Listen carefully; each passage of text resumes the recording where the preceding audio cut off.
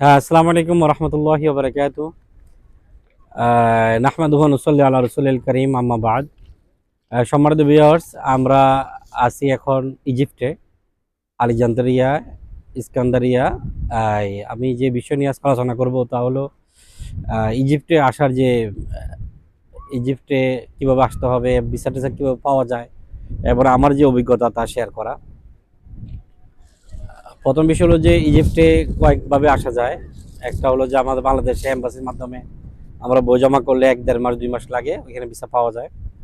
Second thing হলো আমরা এই ইজিপ্টের কোনো এজেন্সির সাথে কন্ট্যাক্ট করলে, ওদের থেকে প্যাকেজ কিনলে তারা একটা অ্যাপ্রুভাল দিবে। অ্যাপ্রুভাল দিলে ওই অ্যাপ্রুভাল নিয়ে কায়রো এয়ারপোর্ট নেমে $২৫ দিয়ে অনারেবল স্টিকার ভিসা পাওয়া যায়। আর নাম্বার ৩, যেটা আমি যেভাবে আসছি তাহলে আমার সেনজেন ভিসা ছিল। এই সেনজেন ভিসা ছিল আমার। সেনজেন ভিসা দিয়ে আমি জিদ্দা থেকে কায়রো নামি, নেমে $২৫ দিয়ে একটা স্টিকার ভিসা ক্রয় করি।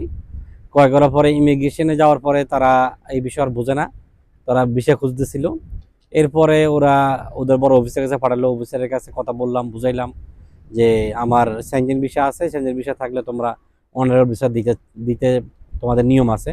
এরপর তারা আমাকে প্রায় আধা ঘন্টা ৪০ মিনিটের মতো এটা বুঝতে তো সময় লেগে গেছে, এরপর আমাকে ছাড়লো। যাই হোক, আলহামদুলিল্লাহ আমরা ইজিপ্টে আসলাম। মুসলমানদের ঐতিহাসিক জায়গা এবং এখানে অনেক কিছু দেখার জিনিস আছে। আলহামদুলিল্লাহ আমরা আজকে ২-৩ দিন যাবত এখানে আছি, আরও ১-২ দিন থাকবো।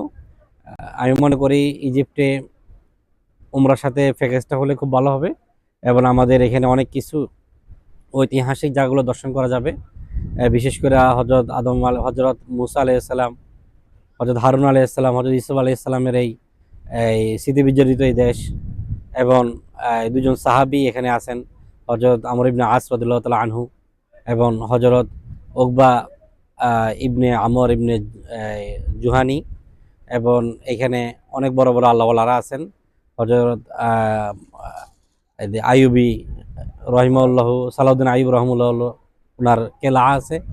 সব মিলিয়ে আমি মনে করি সকলেরই এই সম্ভব হলে ইজিপ্টে আসা উচিত।